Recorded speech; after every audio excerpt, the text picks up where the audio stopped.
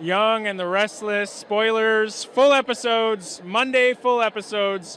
The agonizing fire in Nick Newman's lower back had long ceased to be a mere physical sensation. It had morphed into a living, breathing entity that dictated his every waking moment.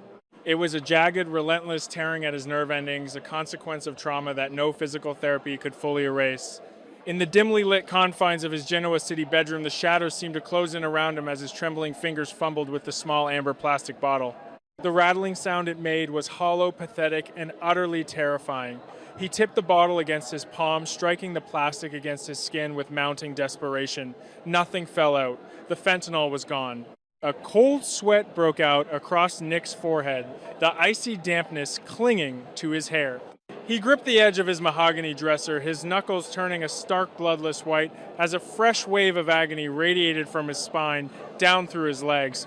The fentanyl had been his secret, a dark chemical crutch he had convinced himself he could control.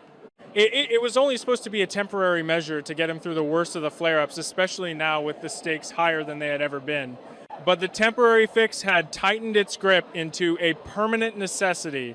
Now the supply was dry, his illicit connections had gone dark, and the withdrawal was beginning to intertwine with the chronic pain, creating a symphony of absolute torment. His phone buzzed relentlessly on the nightstand.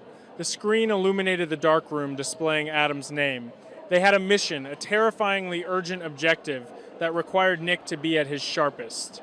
Matt Clark was alive. The ghost from the past, the monster who had terrorized Nick and Sharon, had somehow crawled back from the grave, and the brothers were supposed to be hunting him down. But as Nick stared at the vibrating phone, the name on the screen blurred. He couldn't think about Matt Clark. He couldn't think about Adam's grand strategies or the looming threat to their family.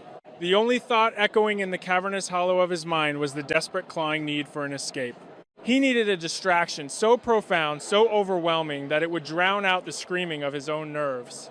Ignoring the ringing phone and the warnings echoing in his own conscience, Nick packed a single duffel bag. He didn't tell Victoria, he didn't tell Sharon, he certainly didn't tell Adam.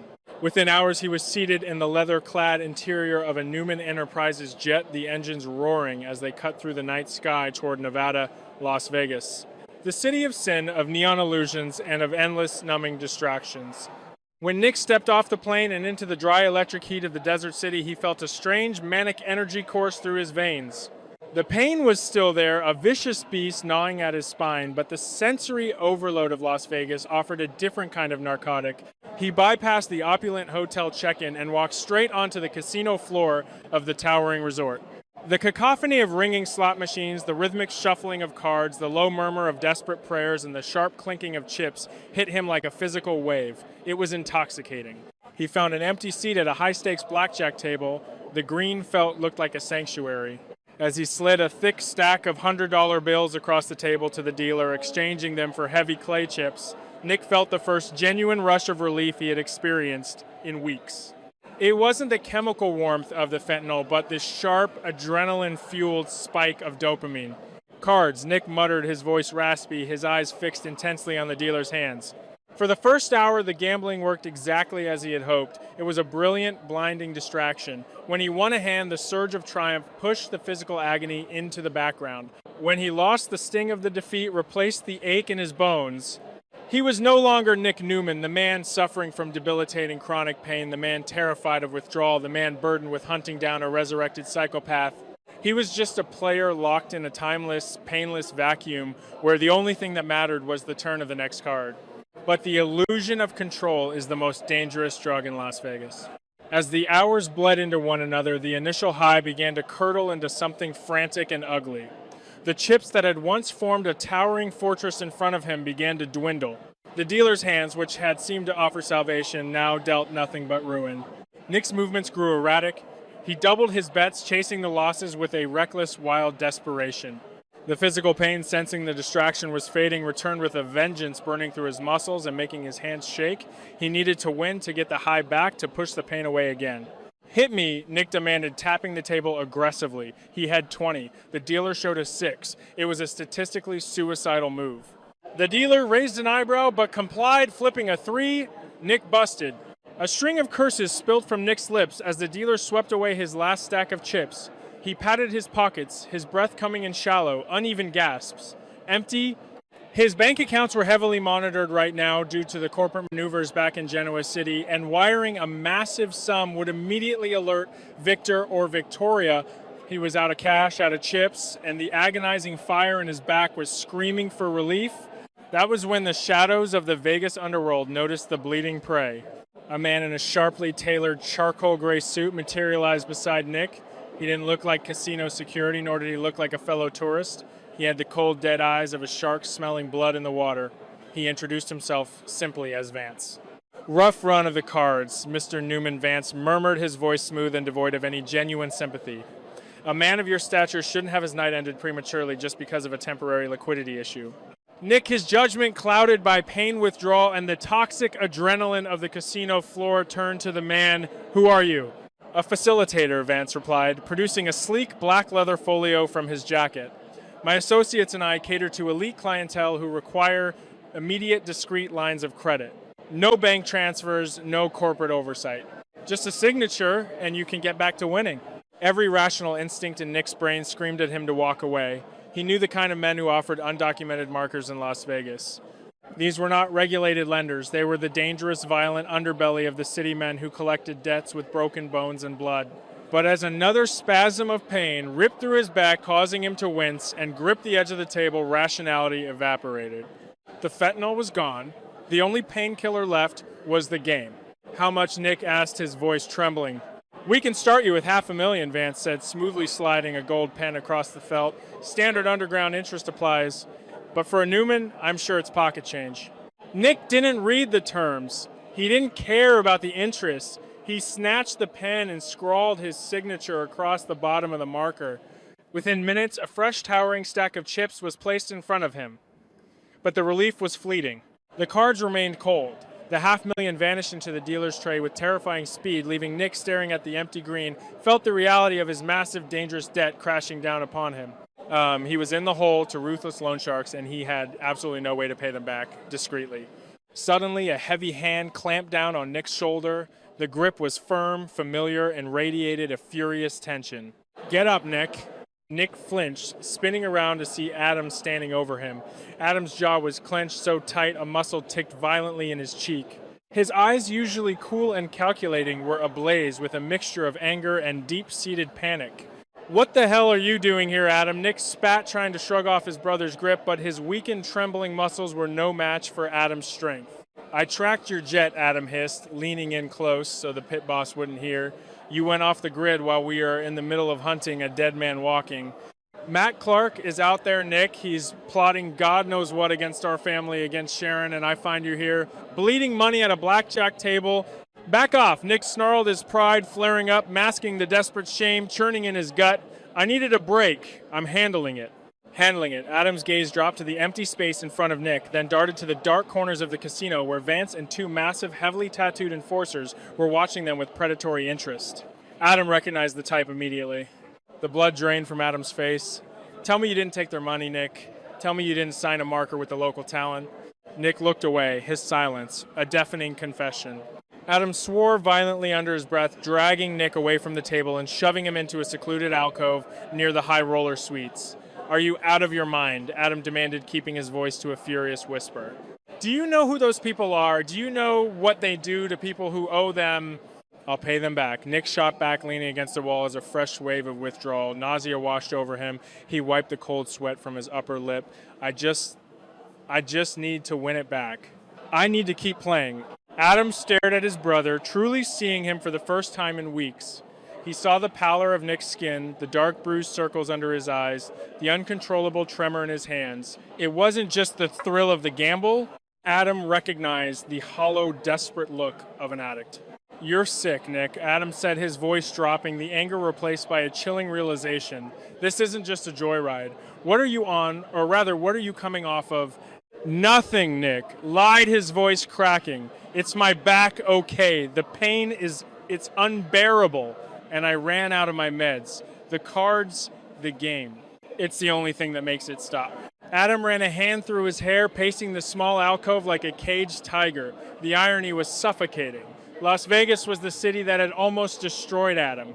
Years ago, when he had lost his memory, he had lived in this very underworld as Spider, a ruthless high-stakes gambler who danced with the devil every night. He knew the exact texture of the darkness Nick was currently drowning in. He knew the loan sharks, the enforcers, the bottomless pit of the Vegas underground. "Listen to me, Nick," Adam said, stepping close and grabbing Nick by the lapels of his jacket, forcing eye contact. "I know this city. I know the poison it pumps into your veins." When I was Spider, I saw men lose their fortunes, their families, and their lives in the exact same chair you were just sitting in. These men don't care that your last name is Newman. To them, you're just a bleeding piece of meat. They will bleed you dry, and when you can't pay, they will break you. "I'm not you, Adam," Nick yelled violently, shoving his brother away. The physical exertion sent a blinding flash of agony through his spine, making him stumble, but his stubbornness kept him upright. "I'm not Spider. I don't need a lecture on morality from the man who has done worse things than I could ever imagine. I can fix this. I just need to play one more shoe." "You are not going back out there." Adam blocked his path, his stance wide and unyielding. "We have a job to do. Matt Clark is the priority. If Matt finds out you're compromised, if he finds out you're strung out and in debt to the mob, he will use it. He will use it to destroy you, and he will use it to get to Sharon." The mention of Sharon's name caused a flicker of hesitation in Nick's eyes, a brief piercing of the addictive fog, but the physical pain and the crushing weight of the fentanyl withdrawal were too loud. The rational part of Nick's brain, the protector, the father, the Newman golden boy, was being suffocated by the primal need for relief. "Get out of my way, Adam," Nick said, his voice dropping to a dangerous, deadly calm. "I won't let you do this to yourself," Adam insisted. "I am not going to watch my brother get butchered by Vegas thugs while a psychopath is hunting our family." With a sudden, desperate surge of adrenaline, Nick threw a heavy punch. The blow caught Adam off guard, glancing off his jaw and sending him stumbling backward into a decorative marble pillar. It wasn't a knockout blow, but it was enough to clear the path. "I said stay out of my way." Nick breathed heavily, his chest heaving as he turned his back on his brother. Adam recovered quickly, wiping a small trickle of blood from the corner of his mouth, but by the time he lunged forward, Nick had already vanished into the throngs of tourists and cocktail waitresses blending into the neon-lit chaos of the casino floor.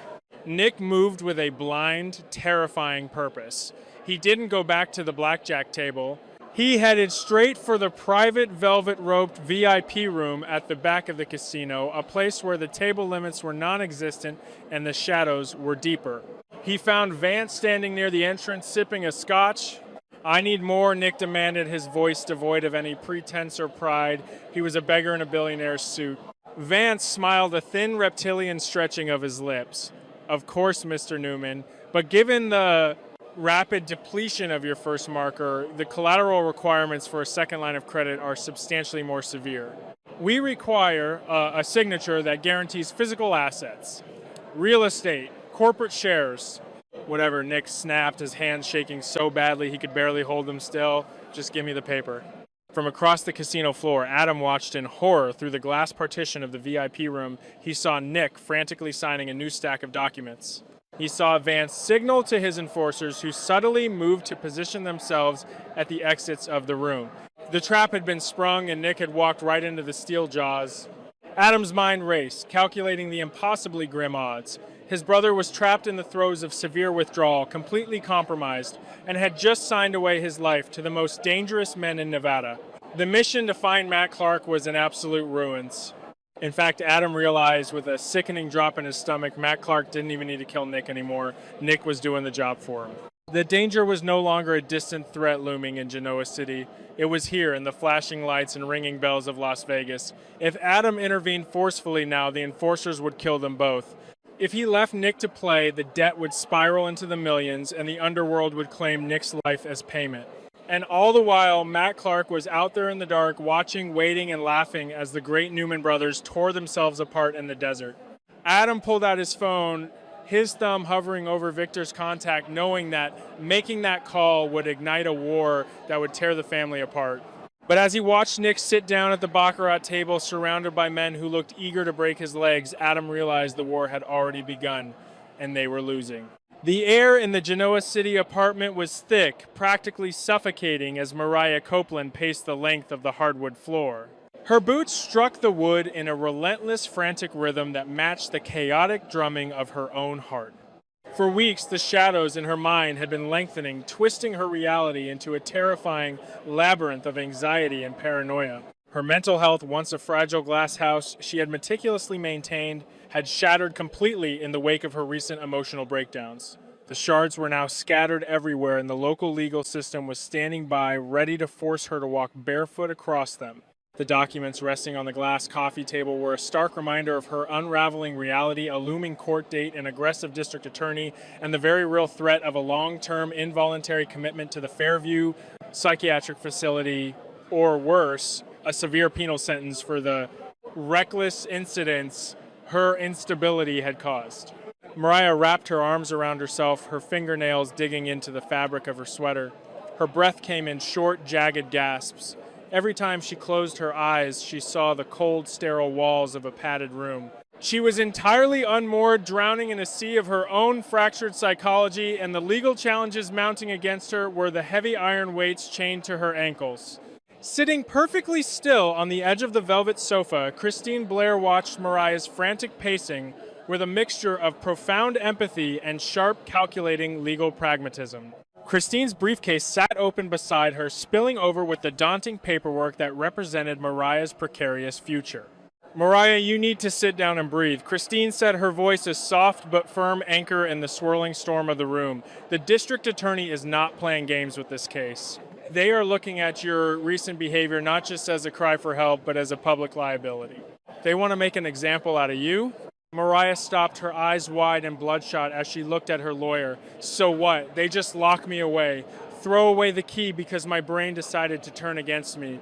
"Not if I can help it," Christine replied, leaning forward and clasping her hands together. "But we have to be smart and we have to be strategic. The court needs to see that you are not a flight risk, and more importantly, that you are not a danger to yourself. They need to see a stable anchoring presence in your life. A guardian, essentially, but we cannot use that word, or it invites a conservatorship. We need to present a narrative of a stable, deeply committed, and loving domestic environment. We need to prove that you have a partner who is entirely devoted to your well-being, someone who will be legally and morally responsible for your day-to-day stability." Standing by the window, half hidden in the shadows of the heavy curtains, Daniel Ramalotti listened to Christine's words. His jaw was clenched so tightly it ached. His mind was a brutal, bloody battlefield. Every instinct in his body was screaming at him to run, to reject the impossible weight of what Christine was silently implying. He turned his gaze toward the city skyline, but all he could see in his mind's eye was Tessa Porter. Tessa, with her radiant smile, her soulful voice, the way she looked at him as if he were the only man left on earth. He loved Tessa with a fierce, consuming passion that had finally brought light back into his complicated life. But then Daniel looked back at Mariah. She was trembling, looking so incredibly small and broken under the crushing weight of the law. Mariah was family, a friend whose soul was intertwined with his own history. If he didn't step up, if he didn't become the anchor Christine was desperately asking for, Mariah would be lost to the cold, unfeeling machinery of the state. She would be locked away, and her fragile mind would undoubtedly break beyond repair. The internal struggle tore at Daniel's chest. It was a brutal tug-of-war between the selfish, beautiful desire to build a life with the woman he truly loved and the overwhelming, undeniable duty to save a woman who desperately needed him to survive. The decision felt like swallowing broken glass, but as Daniel looked at Mariah's terrified, tear-streaked face, he knew what he had to do. An hour later, the autumn air on the patio of Crimson Lights was crisp, biting through Daniel's jacket as he sat across from Tessa. Tessa was glowing, her cheeks flushed from the cold, her eyes sparkling as she reached across the small metal table to take his hand. "I feel like I haven't seen you in days," Tessa said, her voice a warm melody that made Daniel's heart physically ache. "Tell me everything is okay. You sounded so serious on the phone." Daniel slowly pulled his hand away from hers, resting it on his own knee beneath the table. He couldn't look her in the eyes. If he looked into her eyes, he would break down. "Tessa, I need you to listen to me. And I need you to know that what I'm about to say is the hardest thing I've ever had to do." Tessa's smile faltered, the warmth draining from her face as a sudden sharp dread settled in her stomach. "Daniel, you're scaring me. What's going on?" "I can't be with you anymore," Daniel said, the words falling from his lips like heavy stones. "We have to end this today." Tessa stared at him, completely paralyzed. "What no? Daniel, where is this coming from? Yesterday we were talking about our future, about moving in together. You love me." "I do love you," Daniel choked out, a single tear escaping his eye before he angrily wiped it away. God, Tessa, I love you more than anything, but I have to leave you. I have to do this for Mariah. Tessa blinked, confusion warring with her rising panic. Mariah, what does Mariah have to do with us? Daniel leaned in, his voice dropping to an urgent, desperate whisper. Mariah is going to be institutionalized, Tessa.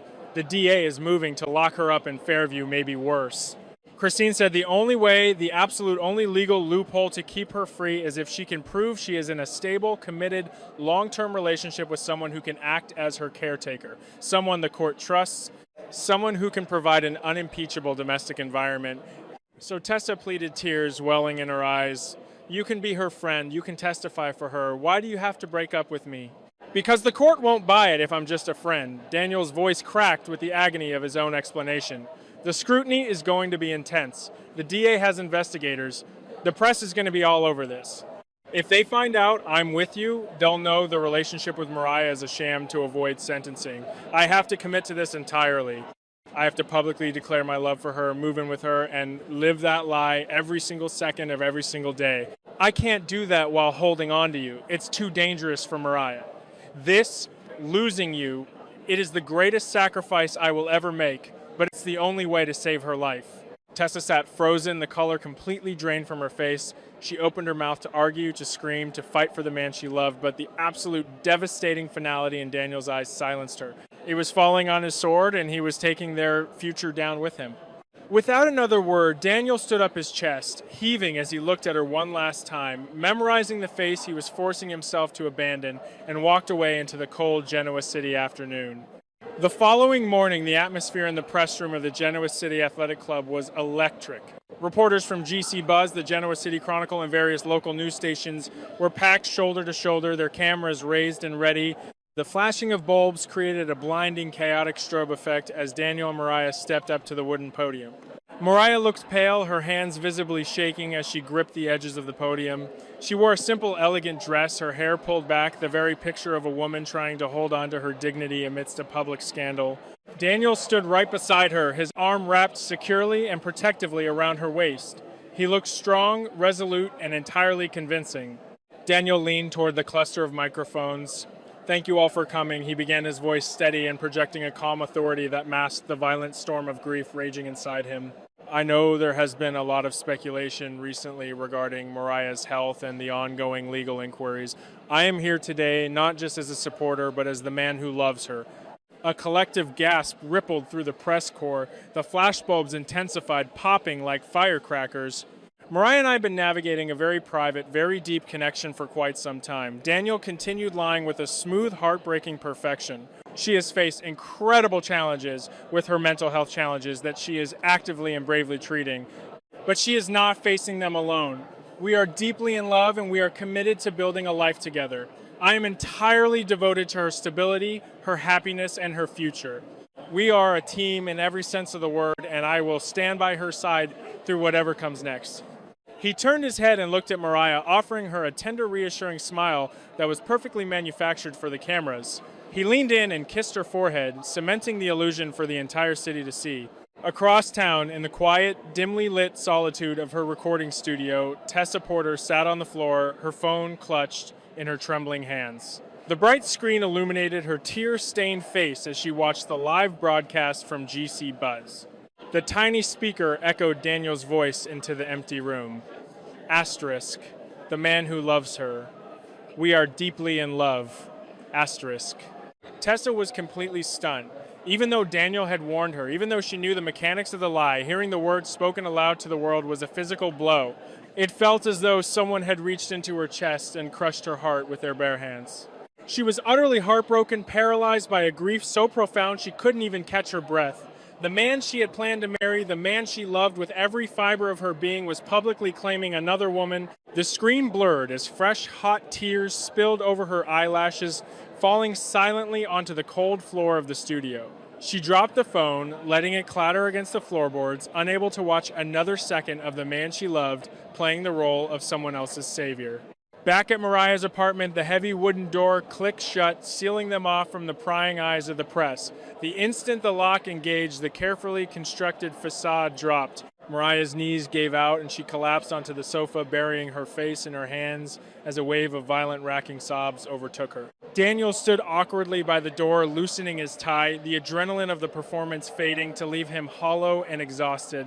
I'm so sorry, Mariah wept, looking up at him with eyes full of a crushing, agonizing guilt. Daniel, I am so incredibly sorry. I ruined your life. I took you away from Tessa. I saw the way you looked before we went out there. I know what this cost you. She pulled her knees to her chest, rocking slightly. The guilt was a heavy, suffocating blanket, but beneath it, and this was the part that made her hate herself the most, was a profound, selfish relief. You shouldn't have done it, she whispered, her voice cracking. But, God, Daniel, I was so terrified. I would have died in that facility. I wouldn't have survived it. I know I'm a burden, and I know I'm destroying your happiness, but I need you so much right now. Daniel walked over and sat on the opposite end of the sofa. He didn't reach out to touch her. The performance was over. You aren't a burden, Mariah, he said, his voice flat, devoid of the passion he had displayed at the podium. We did what we had to do. You're safe now. Right on cue, a sharp knock at the door signaled Christine's arrival. The lawyer let herself in a rare, genuine smile gracing her features as she placed her briefcase on the table. It worked. Christine announced, her tone ringing with absolute affirmation. I just got off the phone with the DA's office and I spoke directly with the judge's clerk. They saw the broadcast. The sheer public nature of your declaration, Daniel, combined with the medical supervision plan we submitted, was exactly what they needed. The judge is willing to grant leniency. The threat of Fairview is off the table, and the DA is dropping the push for jail time in favor of mandated outpatient therapy so long as this domestic arrangement remains intact. Christine looked between the two of them, her professional demeanor softening for a fraction of a second as she registered the heavy, somber mood in the room. I know this is incredibly difficult, Christine said softly, but I need you both to understand the gravity of this victory. This was the absolute only way. This was a crucial, necessary step to help Mariah avoid severe, life-altering legal consequences. You saved her, Daniel. Daniel simply nodded, his eyes fixed on the blank television screen across the room. Christine squeezed Mariah's shoulder, offered a few more legal instructions for the coming weeks, and quietly let herself out, leaving the two of them alone in the suffocating quiet of their new reality. Daniel stood up and walked over to the window, resting his forehead against the cool glass. He looked out at the sprawling, glittering skyline of Genoa City. He was a free man, yet he had just walked into a prison of his own making. He had accepted a complex, agonizing new life. He was hopelessly, desperately in love with Tessa Porter, a woman he could no longer touch, speak to, or hold. Yet he was bound by honor, by friendship, and by the strict mandates of the law to live as the devoted partner of Mariah Copeland. He closed his eyes, the tragic weight of his decision settling deeply into his bones.